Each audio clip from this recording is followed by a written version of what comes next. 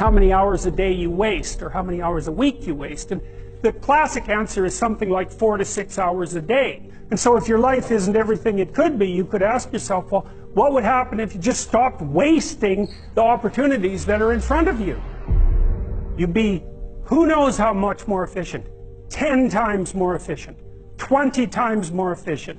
That's the Pareto distribution. You have no idea how efficient people get.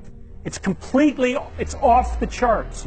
Well, and if we all got our act together collectively and stopped making things worse, because that's another thing people do all the time, not only do they not do what they should to make things better, they actively attempt to make things worse because they're spiteful or resentful or arrogant or deceitful or homicidal or genocidal or all of those things all bundled together in an absolutely pathological package.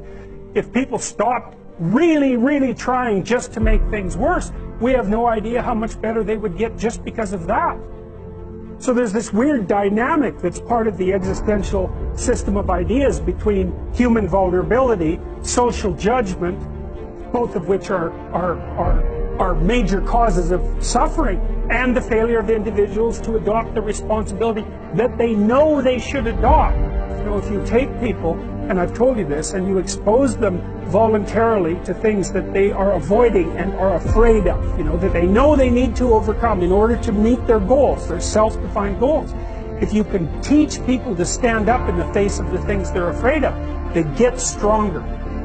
And you don't know what the upper limits to that are, because you might ask yourself, like, if for 10 years, if you didn't avoid doing what you knew you needed to do, by your own definitions, right, within the value structure that you've created, to the degree that you've done that, what would you be like? Well, you know, there are remarkable people who come into the world from time to time, and there are people who do find out over decades-long periods what they could be like if they were who they were, and they get stronger and stronger and stronger, and we don't know the limits to that. We do not know the limits to that. We have social media.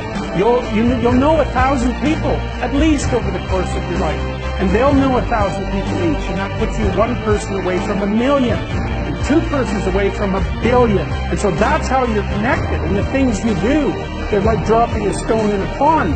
The ripples move outward, and they affect things in ways that you can't fully comprehend. And it means that the things that you do and that you don't do are far more important than you think.